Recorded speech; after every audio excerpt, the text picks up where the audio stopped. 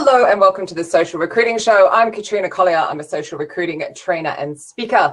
I'm of course joined by my gorgeous co-host Audra Knight, who got here in the 11-second hour, last minute. Oh my God, no stress. Owner of Blabcat, bassist and all-around awesome dude. And hopefully he's not wearing a cast, might be wearing a cast, who knows.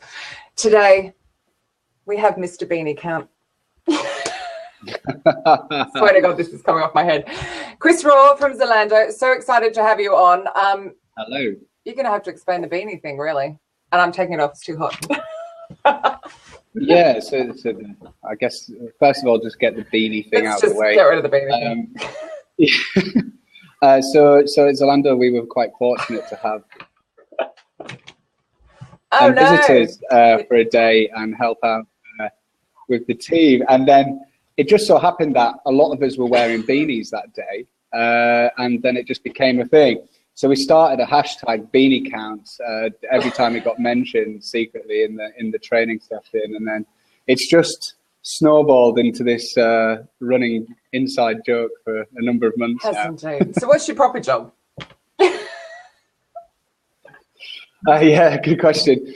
So I'm the lead for candidate experience and innovation at Zalando.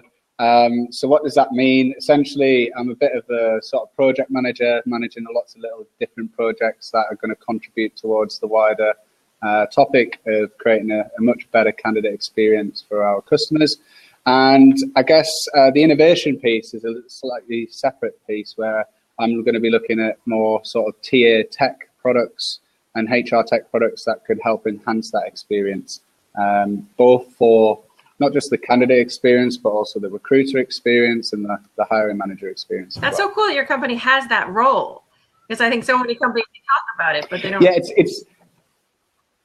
it's brand new, so I think we're quite a forward-thinking company, so we're moving into a sort of new, sort of agile way of working in sort of the people team and also in the TA team. So everyone's sort of getting used to that, but at the same time, it's a really exciting thing to be part of as well. Yeah. What I love is the way that you show the inside to the outside. So I knew before I turned up in Berlin exactly what you guys look like, what you wear, what the inside of the office was like, everything. So I knew it was so relaxing. Mm-hmm. And I assume it's the same for candidates as well, because they get to see everything. So. Yeah, I guess so. I think obviously because we're quite an international hiring company, but based in Berlin, where a lot of the majority of our positions are. So it means that, you know, you do get those stressful situations where you have got candidates flying in at last minute to, you know, on the morning to come to the head office. But I think what the best thing that I think we do well is to do with our employer branding and how we tell those people stories. So we've got some really cool social channels on our Instagram, on our Facebook account now, and even on our LinkedIn page. Sorry, just got to plug this. We recently got voted the best company to work for in Germany by LinkedIn recently because of the way that we're telling these stories as well. And yeah, I think they're getting a lot of traction. I think they're very authentic. There's some ones that really stand out as well. But I guess all of them stand out. It's that they're all individual, and they I think candidates are able to pick out things that they resonate with and are able to relate with that, and it makes them more comfortable before they apply for the job, when they're applying for the job, and even after they're applying for the job, because this has got to be a promise all the way through, right? So yeah, I really love our Instagram stories. So yeah. Is that under Zalando Tech or Zalando? Which one is it? So yeah, so it's we have the Inside Zalando. Yeah, so Inside Zalando is more on Instagram, on Facebook, but it's we also have a very, very strong Zalando Tech blog, which I think is what the I meant the also username. has its own. Right, sorry, it's at Probably Inside if I spelled Zalando. it correctly, that would help. That's changed. Thank you, Billy. See, everyone needs Billy. He's an awesome scribe. Chris, does employer branding actually come under you as well, or does someone else do employment branding? So I'm in the employer branding team. So this is like so my role is a kind of interface between the talent acquisition team and the employer branding team. So it could be that. So, for example, one of the projects that I'm looking at the minute is trying to look at some CRM software so we can manage lead generation of candidates and also use that to tell our stories a little bit better. And yeah, so that sits within employer branding, but its customer sits with the talent acquisition team. So I'm the kind of interface going between both teams and trying to make sure things are going to be working on that front. And yeah, so we do have an employer branding team, to answer your question. It's we're quite lucky actually, because I've never worked at a company where I've had this privilege before. And they're really bought in, aren't they? They're all very talented marketers. Completely bought into it, which is so cool. And also, I think one of the really great examples of our employer branding team, actually, I think, is the way they are able to coordinate and so many events, so many meetups especially for the tech hiring community, but also the great content that they're able to generate from these events as well. And I think that's the benefit of being based in one of these sort of tech startup cities like Berlin, where there's this huge meetup culture, and we certainly try to harness that as much as possible to tell our story. Actually, I was talking to a client about that yesterday, and I was curious, were you there when they started the meetups, or that started? I was kind of curious how you got the buy-in, because I mean, surely the results speak for themselves. You know, a bit of pizza, a bit of beer, a great couple of speakers. Really do some. I mean, you do hacking and all sorts, don't you? But you must be hiring plenty of that. Yeah, I mean, I think it's more about sort of brand awareness, I guess, in sort of meetup world. I think it's to make transactional hires off that is really hard. I think you've got to nurture those people for over a longer time. Personally, like I love going to meetups mainly because there is pizza and beer and beanies. But I think and beanies, yeah, and but also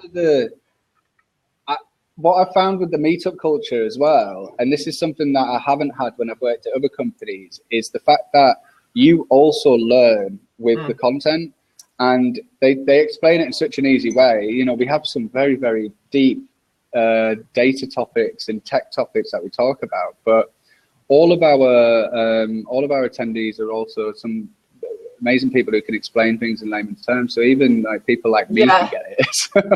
And I think that's also good for, you know, when a recruiter should always go to meetups, because they learn and then they're able to transcend that knowledge when they're talking to candidates in conversations. And I think that's where you get this authenticity, especially if it's around really, really complex topics like tech. I'm not a tech person. Previous to my role before this, I was a fashion sourcer. So I looked after the fashion crowd, so buyers, designers, people like that, and merchandisers, shouldn't forget those.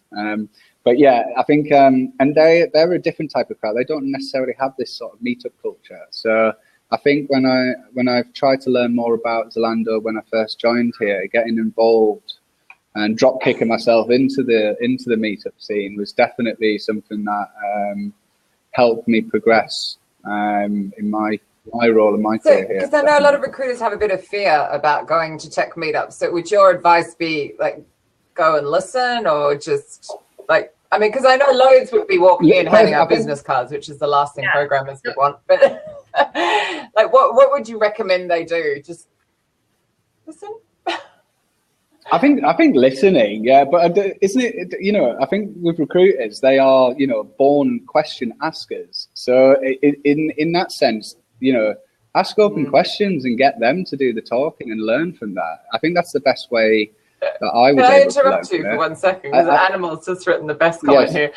Like, don't programmers see recruiters at their meetups as non-contributing parasites? Yeah, I'm sure some are. It depends.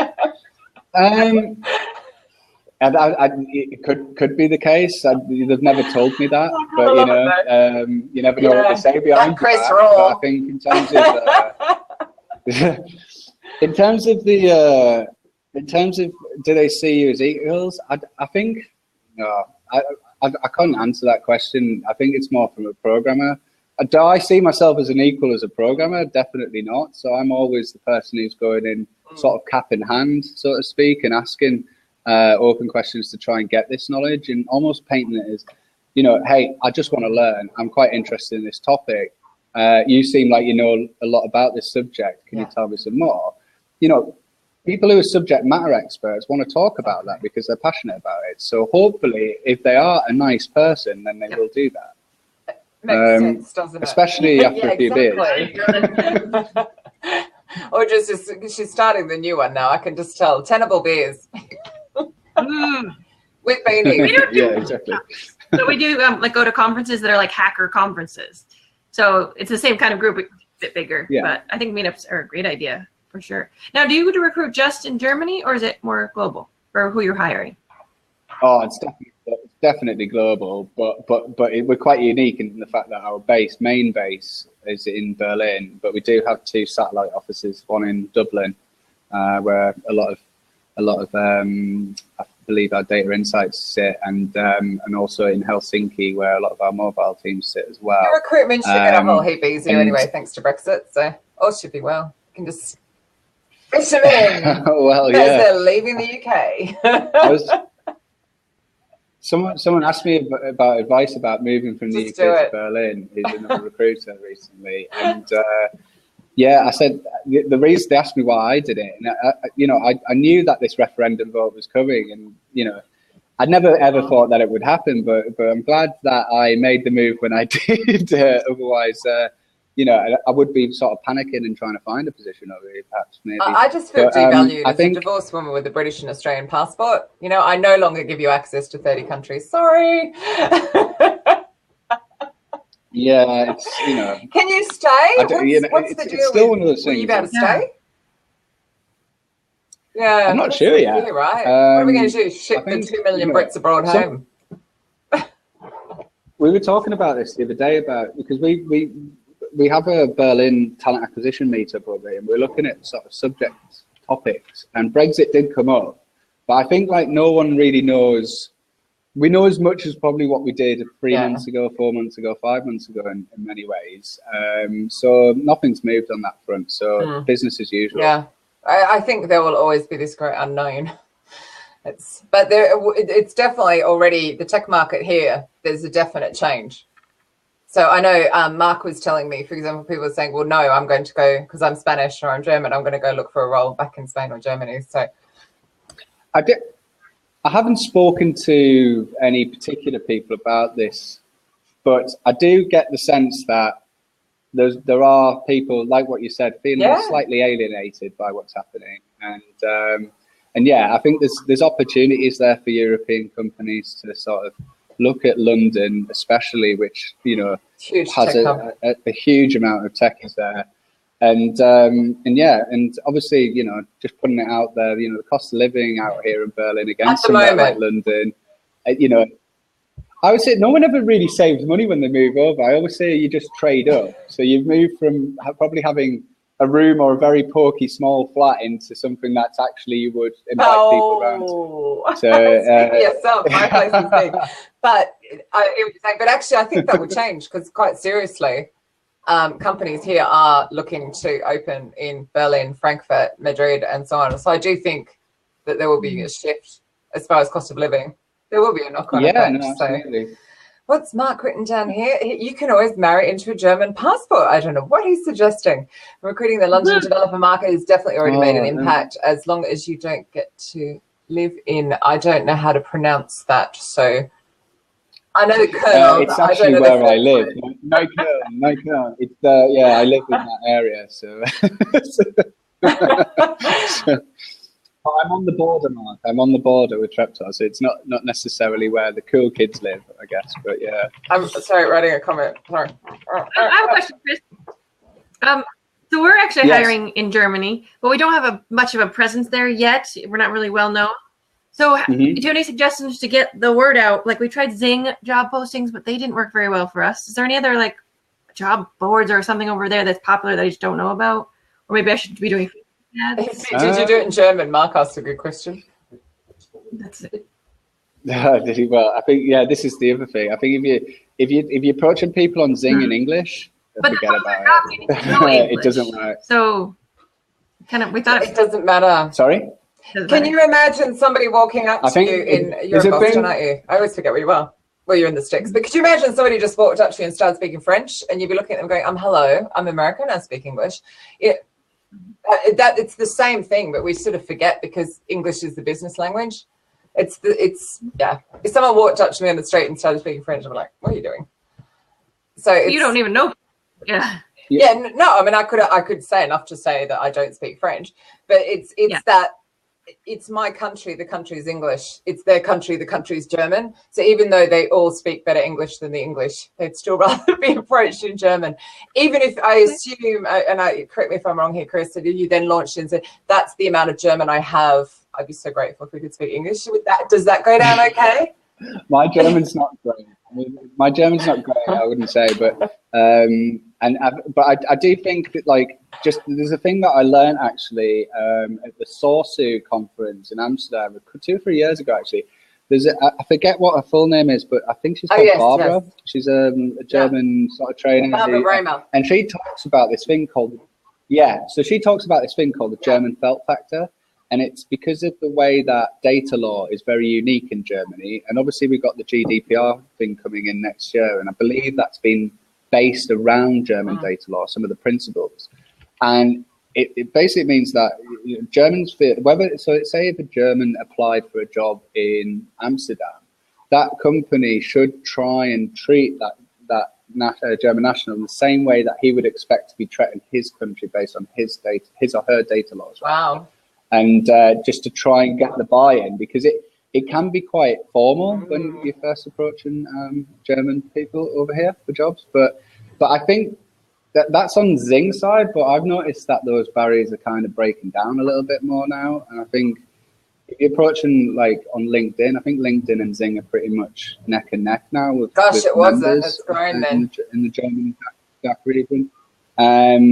And I think LinkedIn, you can publish in German as well now on the platform. So I think they've evened things up, and I kind of think you can approach in both English or German, but I think you've got to consider these factors before you. It comes down to that: be human, be courteous. It's like, don't hate me. I don't like being hate. It's like just I'm older, so treat me with some courtesy. It's all who are you aiming the messaging at? I do love some of the comments going on down the side here. They're hilarious. Recruiting animal. English is the language God speaks. No, he definitely doesn't speak any other language. So everyone in the world is obliged to speak it as well. Yes, it would be awesome if the Americans learned to speak English. Right. I don't know what Mark's writing here. Germany is the country where you still get hard copies of resumes. Oh my God, with photos and 20-page internship. I had this conversation yesterday about whether you include photos on CVs or not, and I don't think you should, because everyone's got unconscious bias, so they will subconsciously judge you in some way. I think that's. But yeah, we do it on LinkedIn, and we think it's fine, whether they're saying it or not saying it. It's kind of weird. Do you know what's really interesting for me is that whenever I've received a CV with a picture on it, they've always been these really, especially the company that they're applying to, which is, we're quite a new, fun sort of tech company in many ways. And I think when you get these pictures, they're all very formal, done it at like a professional photograph studio and in a suit or, the Sunday best. And I think that's something that always makes me, you've got to get past that point and get on the phone to them and just make sure that, in terms of their personality and their aptitude for the roles, they fit. Yeah, when you talk about that bias thing, I always think it's hard as well. So you look at Zalando and clearly you can see what you guys wear and you've got your dog to work policy and you're all like relaxed, it's awesome. What does somebody turn up to interview in?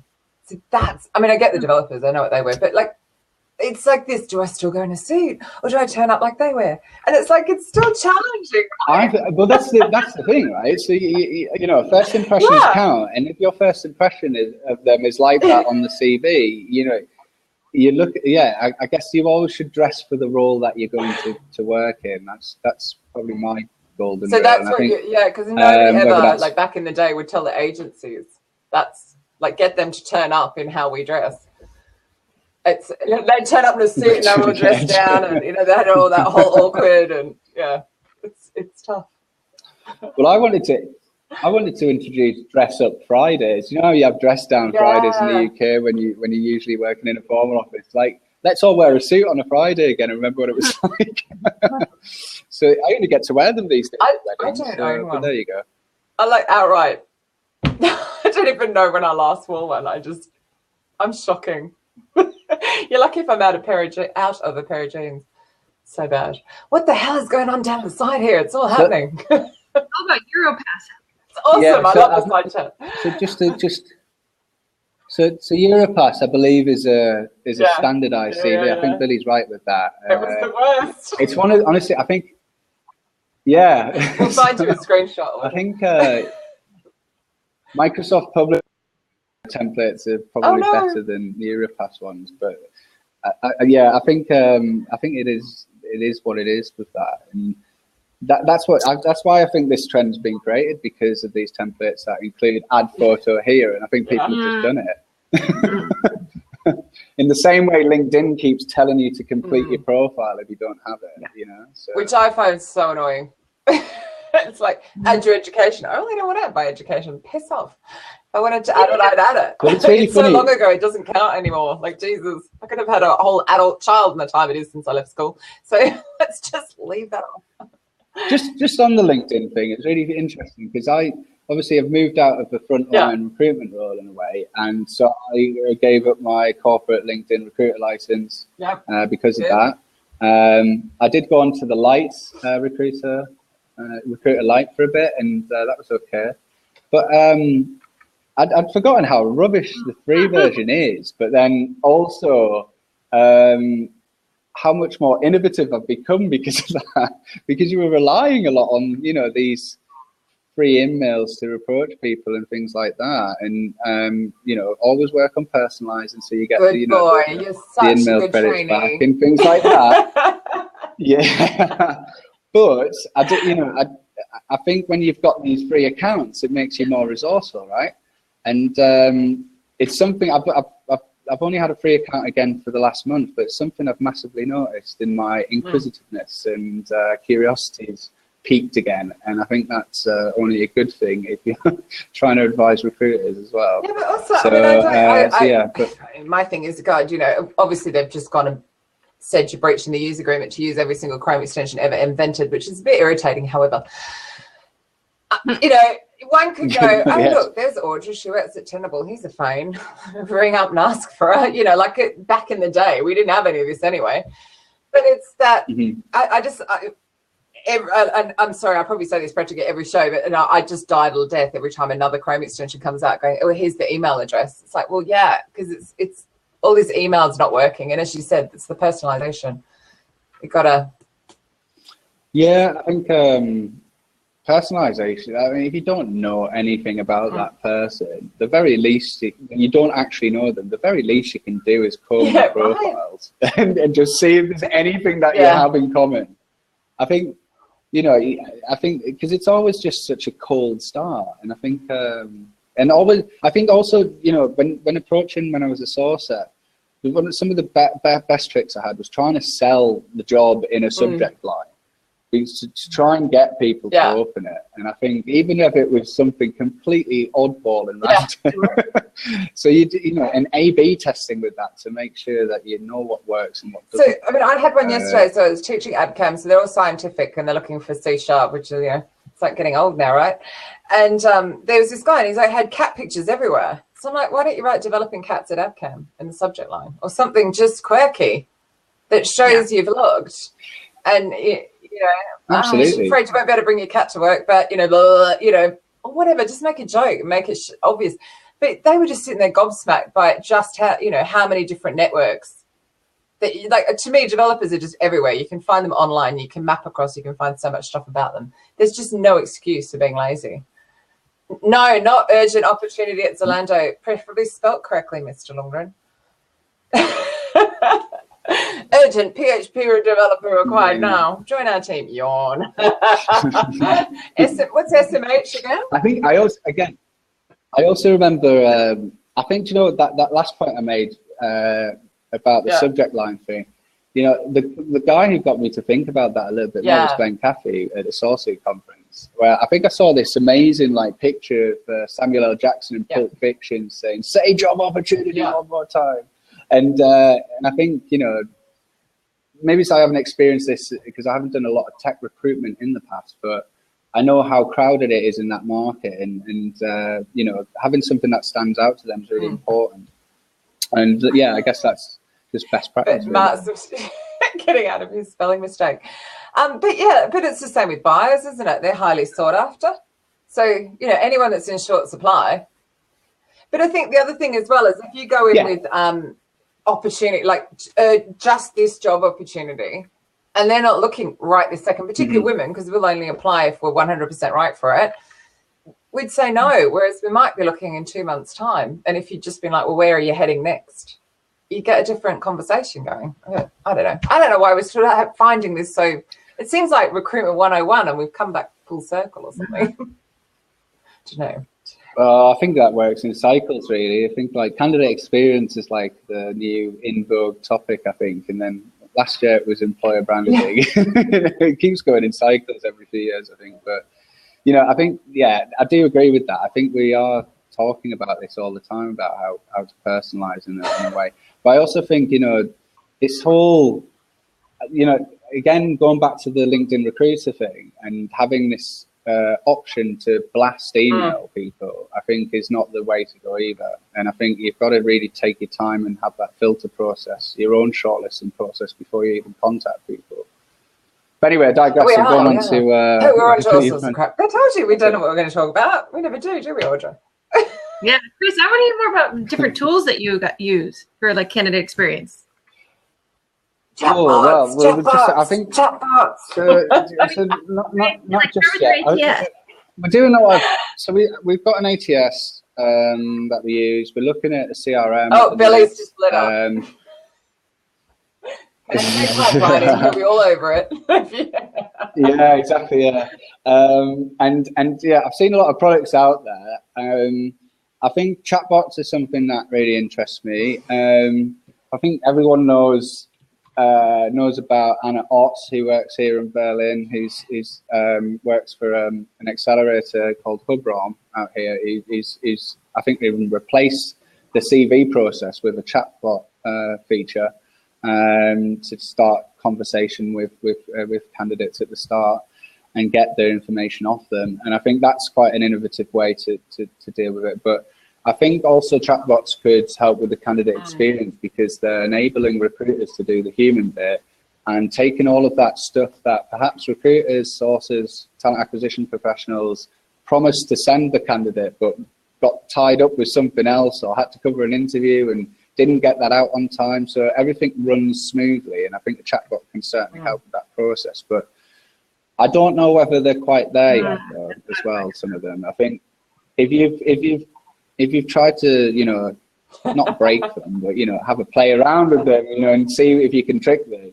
Some of them, you know, but are not quite there. But I think listening to people who I know who use them, you know, the best practice is always to say that it's a chatbot rather than give it the real human name and let people know that it's a chatbot so that they at least have that understanding and transparency. But it's all, you know, this is a new area for me as well. So it's all a learning curve as well. And I think, I'm always interested in tech products though, because I think, I just remember what I was like when I first used Avature once when it was first starting out. So, and I used it at a former company. And I was just amazed by how different CRM was to ATS and being used to an applicant tracking system and how that works. And then the sort of bespoke functionality that a CRM can give you. And now obviously the world's moving on from that and where you've got one and the other that sort of link together. And now you're seeing the emergence of these other tools, these sort of ATS 2.0 tools. I always find that weird. As soon as something moves on, it's called 2.0, 3.0. You know, there you go. So these ones that are blending the CRM, light CRM elements into an ATS. And funnily enough, I got contacted by a company yesterday that are more of a CRM, but have this ATS light function. Oh, they're doing it the opposite. Right? But you know, I think there's lots of products out there like this. It's and having gone through and still going through a little bit of a buying process with them.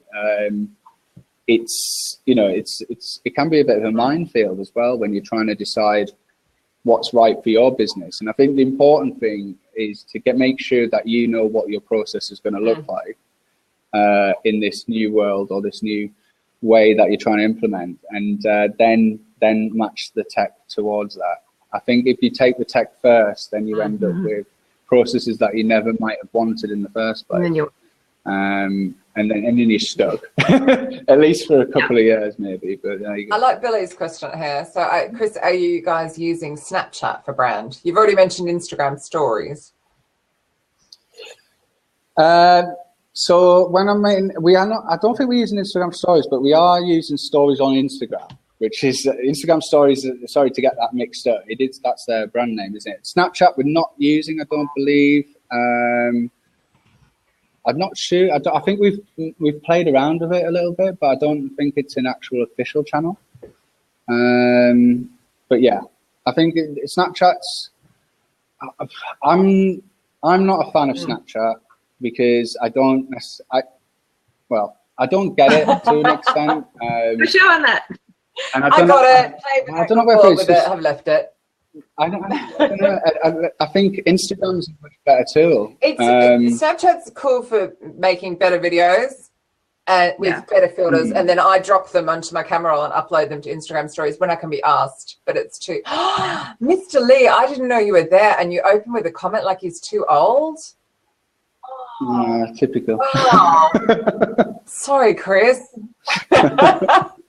Next time I see him. Billy wrote that as well. They're like a tag team. I just gave candidate ID a plug and you're insulting him, Chris. Billy, what are you doing? Yeah, I agree with that, Jim. So actually, I think I probably do need a bit of training on Snapchat. You know, I've gone into it and I've tried it, and I have a free training course on Snapchat that you can just like. Yeah, it's a little out of date. Like the filters have changed, but whatever. I love my old clients. Anyway, right.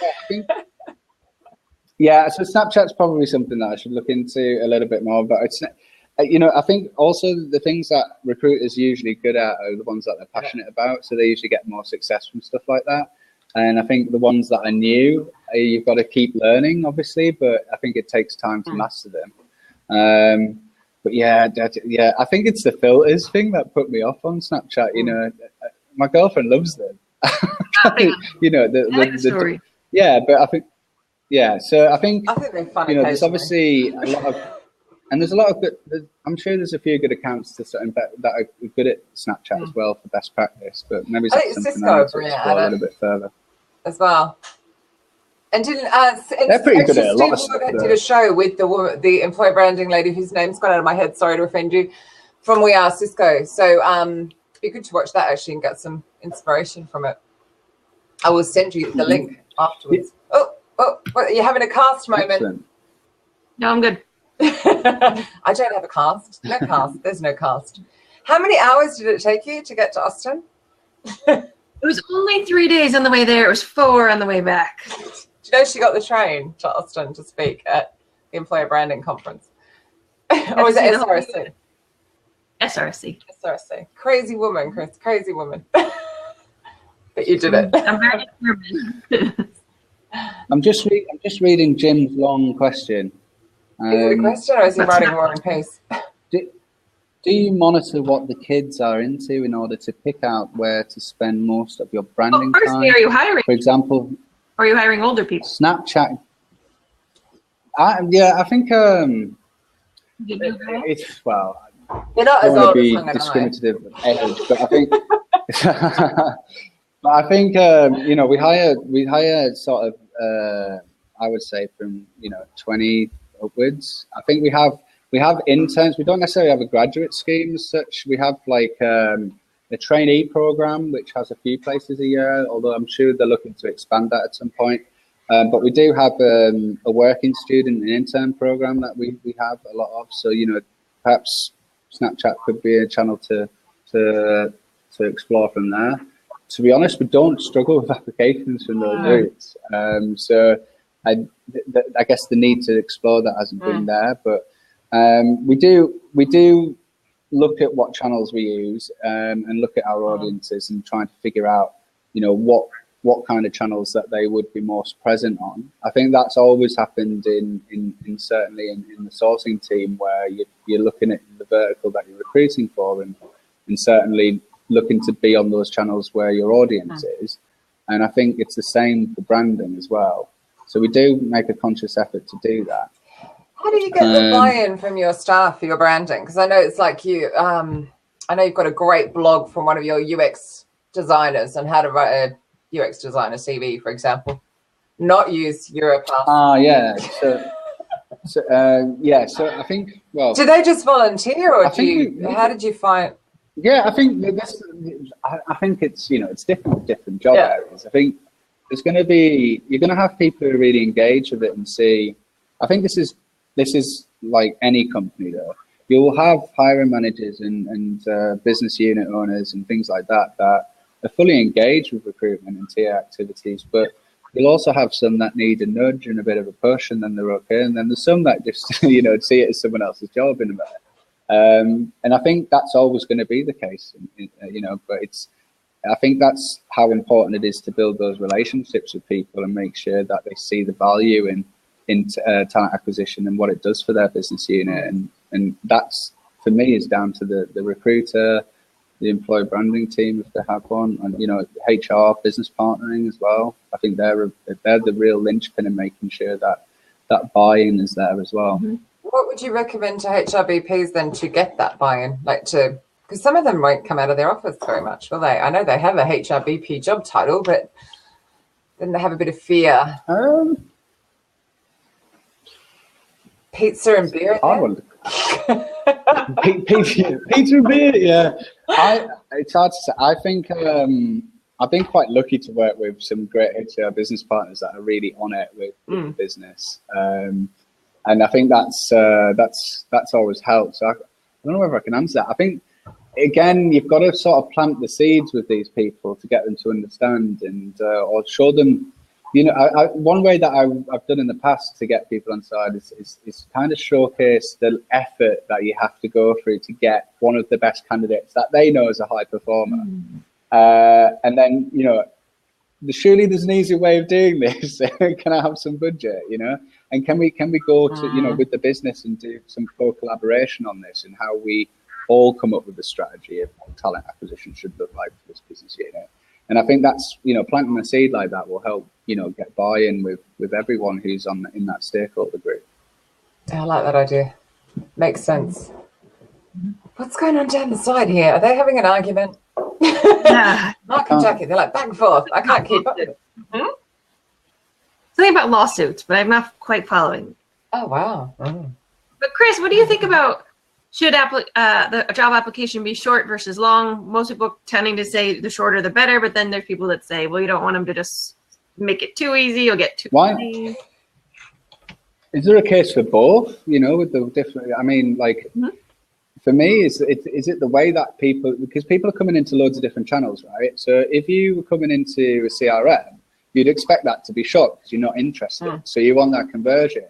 But there's an argument to say, if you're landing on our job page and you're engaged by that job advert, then, yeah, we are allowed to get more information from you at this point. I think we'll probably see some more different ways of capturing that in the same way that a CRM would, with, like, you know, question forms, and then being able to pass that information straight into fields in the CRM, so it can be analysed, or, you know, different things like that. But yeah, my personal opinion is that it should be quite short. And then there's a way of gearing it so you can catch up throughout the process. I think you just need to figure out what information is the right thing to ask first for you to make not the full decision, but, you know, make, you know, okay, I think that could be a good person to put through. you know, this whole filtering process. And I think you just want to lengthen your funnel a little bit more and ask less questions more frequently. And that keeps candidates engaged. And I think when you go back to the candidate experience, one of the big things that I see that's missing in a lot of companies is feedback and transparency and delivery. So for me, I think, you know, a good recruiter should be like a travel agent who's sort of selling the holiday or the job to the candidate. And then when they finally arrive and take that holiday, you know, onboarding process should be kind of like a concierge, where you're still getting this after service all the way through. And what I feel is that in companies, you know, that I've seen in the past, like even ones that I've applied to, they promise stuff, and then it's almost like dropping off a cliff sometimes, and against the promise versus the reality.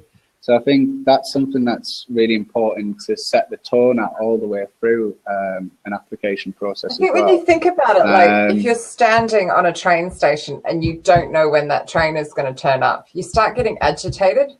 Whereas when you can see the clock, and then if you're on the train and the train stops and the train driver doesn't come on and say, hey, we stopped because of a red light or whatever, you start getting agitated. It's like, it's really obvious in everyday life, but for some reason when it comes to recruitment, we kind of forget that we want to know where we're at. We kind of want to know the time frame.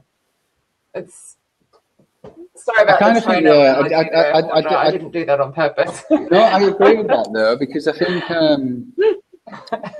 people just want to know. It's that the not knowing bit, you know, it's the worst bit. It's like you're just waiting around, waiting for something to happen.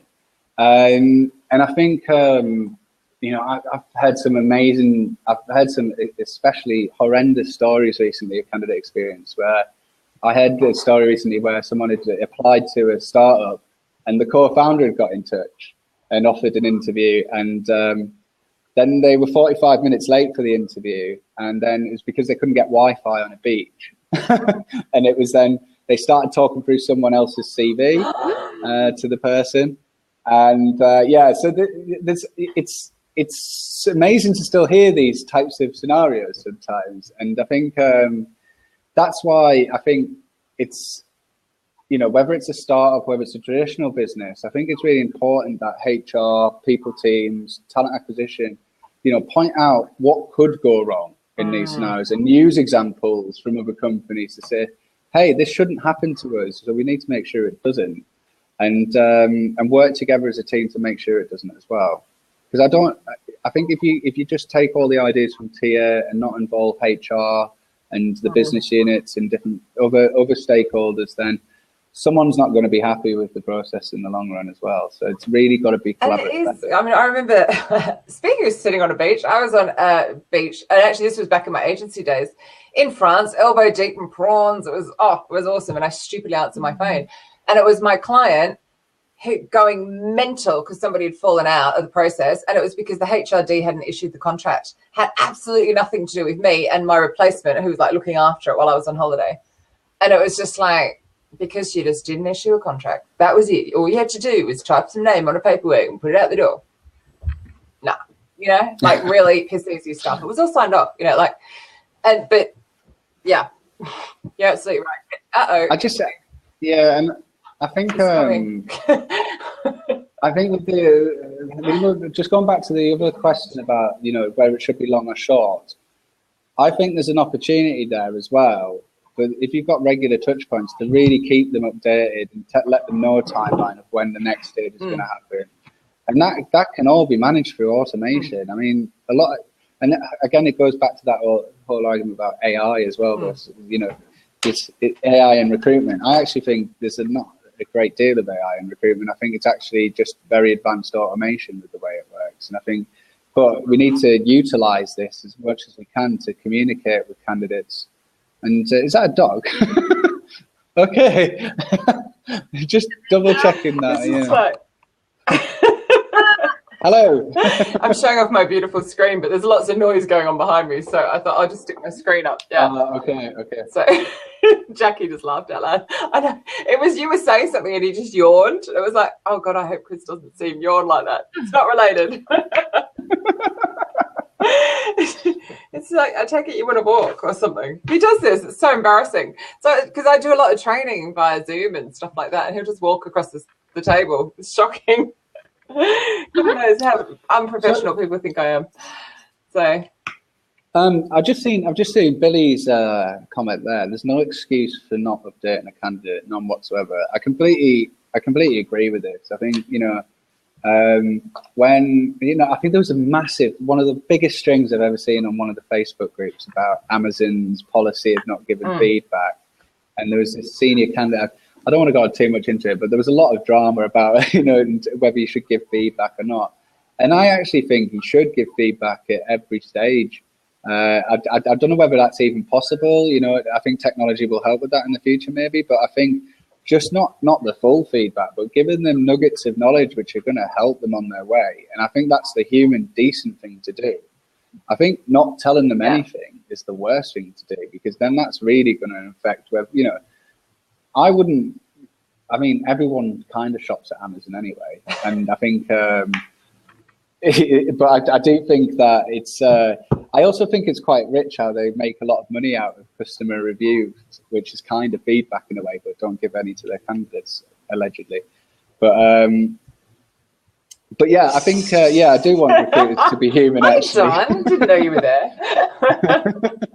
But yeah, Jack. But yeah, what if you, as a recruiter, don't get any feedback from the hiring manager? I mean, at least you can say that, but is that enough? Yeah, I think that's the recruiter's job to go and really sort of have a serious conversation about, well, would you like to be treated like this? You've got to put yourself in the candidate's shoes and say, is this a nice thing to do? And actually, I'm pretty sure if you said that, they'd probably come back and give a couple of things about a couple of reasons why. I mean, it's a recruiter's job to sort of go through that and make sure it's legal, a few things like that. But that's I do think it's the decent thing to do, and I know it's not possible, so to speak, in some companies, but I think as recruiters and HR professionals, we need to strive to drive for that. I think it's just respectful of someone's time, isn't it? And it's hilarious because Stephen O'Donnell's just written down the side that he actually thinks giving detailed feedback is a load of baloney. But let's just create a new show, like Audra said. You can argue that out on your show, because I don't agree with you, Stephen, and I'm pretty sure Chris doesn't, and I'm sure Audra doesn't, and no, you can have that on your show. You can have Chris on to argue that out. Fair enough. Like the detailed feedback's an interesting one, because I think you don't want. Also, how do they get the feedback? I've always questioned about like how results should be given, in certain stages, and I think that should be left down to the candidate of how they prefer. We live in this like personalized world when we land on websites, so they match recommendations to you. So you can, and that's done through how you pick and choose what you want to see. And I think it should be the same with how you should, apply for a job. How do you want to be contacted about this if you're not successful? Is it by email, phone, or do you want someone to come round your house and tell you? No, I wouldn't want that. I'm a bit worried about what you just said there, because as you'll know, because I shared it on Facebook, I was looking at that TV and it was showing me condoms, and I was a bit like, yeah, that is not based on my search history, I can assure you. Okay. Like, well, yeah, okay. maybe some of these things. Sometimes they go wrong. But it was like, oh my God, customers who bought this also viewed this and went on to buy this. I'm like, good for them.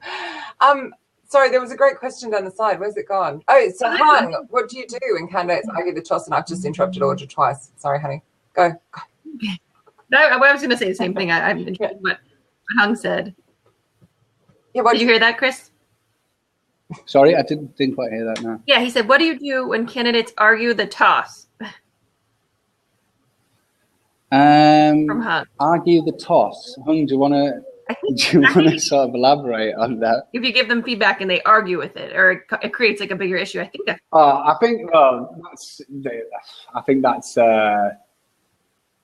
that's a tough one. I think if they don't agree with the feedback, you've really got to sort of explain, well, this is based on our meetings with you and our dealings with you. So, and I think feedback's also something that as an individual you kind of need to take to an extent, because it's it's people's observations of what you've said or what you've done. So are people giving me feedback here? No, I'm being educated about Netflix and chill again. It's like, I know what that is, but that's not the point. I don't need that in my feed.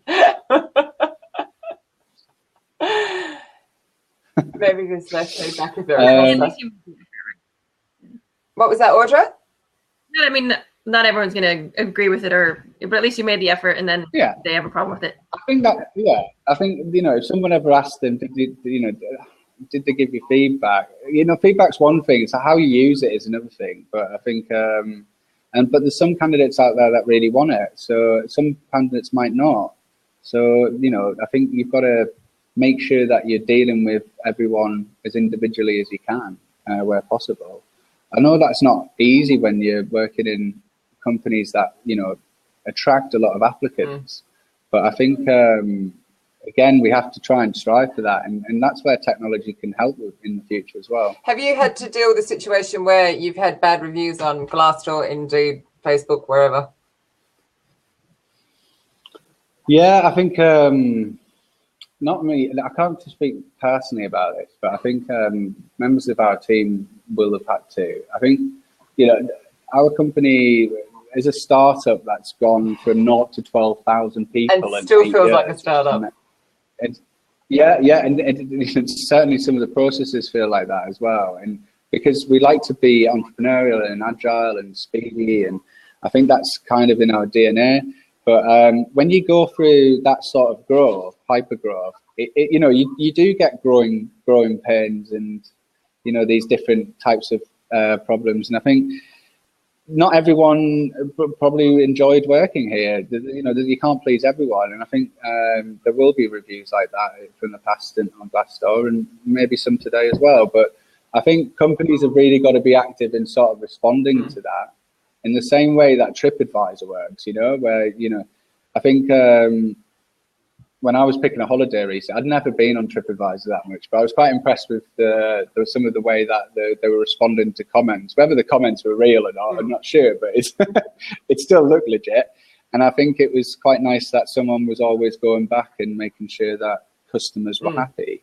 And I think that's kind of the same thing with Glassdoor. I mean, you're always going to get your psychos. It's like the 1 stars on Amazon because the box was bent. The product was fine, but let's give it a 1 star because the packaging wasn't perfect. I don't know how everyone else feels about this, but when you're reading some of these reviews on Glassdoor, various companies, I mean, you can really know the poisonous ones, and because some of them just don't seem balanced, in their views. And so it's kind of like, if people have got an axe to grind, they'll grind it. So, and I think you can't stop that, but you've got to make an effort to show that you've responded. And I think that's something that companies are still learning that, I believe, because not everyone still has a Glassdoor page. Not everyone goes and responds yet. And but I do think it's something that's certainly part of what we want to do. Can I just say, when Hung isn't calling you old, he's asking tough old questions down the side. Do you think how the candidate arrives into the process impacts how you give feedback, Chris? I.e., treat applicants in one way, treat referrals in another way, headhunt candidates in another. Oh my God! Whoa! Let's treat all human beings differently. Bias based on application route. Oh, I love it. And that's all we've got time for, folks. Yeah, I think. I think that's something that is something to be explored. I'm not. My personal opinion on that is candidates should be treated the same in some way, but I think perhaps the way that they come into the process could dictate how they get feedback. I'm not sure, but I think that's something that is something that I'd need to think about a little bit more. That's such a hard question. Could be onto a point there. You're about to ask something, Audra, and I interrupted you. Yeah, question.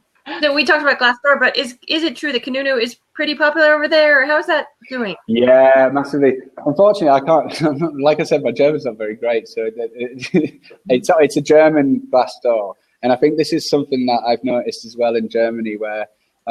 So eBay didn't exist here. So someone, I think Rocket Internet created the first eBay business here and then sold it to eBay.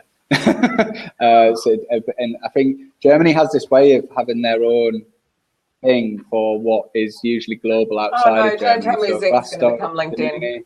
Zing is like LinkedIn. Yeah, exactly. So, so Kununu is the more popular in Germany, I believe, and certainly German nationals go to Kununu before Glassdoor. So we do have a Kununu account as well. But I think it's really important to have one in Germany. Certainly, if you have some type of office in Germany or some type of presence, it's really important to do that because Germans will go there before. Actually, here's a bit of a curveball. You might know the answer. Of your 12,000 people, how many that are based in Germany are actually German? Like, because obviously you're there and he's zoomed out. He's too busy reading questions. To Chris. Yeah, so I'm just seeing loads of Chris's in my profile. No, because there's such a difference in what Mark's saying from where he's worked in Germany and your experience. And I'm just wondering, perhaps if Amazon is more German-based people and Zalando is not. I'm just wondering. Because obviously the team I trained, the majority were foreign. They weren't German recruiters. Yeah, I think it's Zalando. We're an international company, but you know, majority of people are still German speaking, German national. Okay. So I think we have over 120 nationalities that work at Zalando. That's awesome. Here in Berlin, Helsinki, and Ireland. Yeah, I mean it's an amazingly diverse workforce, but also from a countrywide point of view, but also in terms of the different types of cuisine I've been able to have as well at some of the team meetings. It's been quite interesting. But I think, my God, so Mark was trying to poach Shield Zalando recruiters back in 2013. The whole HR team was German. It's not that now. Not when I came in. Definitely not. Definitely not. Definitely not. I think we have the British our people and organisation team, which obviously includes talent acquisition. I believe that, which is about 200 people, is around I think around 27 different nationalities. So yeah, it's hard to keep up with, but again, it's really nice being able to learn from different cultures and how things are done in other countries and have that insight. But I've realised I haven't actually answered your question. So, that's good, isn't it? If you don't know the answer, we can get around it. We're only got like a couple of minutes left anyway. So excellent. So yeah. Oh, whoa. Mark, you need to hit Hudson RPO. They have Scottish-speaking people who work on Zalando projects. Yes, I think that was true. I'm not sure if it still is. But yeah, I definitely know that we did work with Hudson, yes. And we had some recruiters that worked as a part of an RPO. Yeah, not now, though, because it's all in-house now, isn't it? Yeah, it's amazing. Anyway, thank you. We have like 1 minute left. But thank you so much for all of that insight and for coming on, particularly as it's late in the day and you could be drinking beer and eating pizza. So there's beer downstairs, you know. Smell the pizza wafting up and you're still on the call and you're like, damn it, it's 5 in Germany. It's not 4. But thank you so much. Next week we have Michael Cox, which I'm so excited about as well. So no idea what we're talking about other than it will be a mic drop, I'm sure. Boom, boom. Thank you again. Thank you, everybody who's been very, very chatty on the side. And we shall see you all next weekend. Bye. Have a good weekend, guys. Thanks a lot, everyone. Thanks, Take care. Chris. Bye. Bye-bye.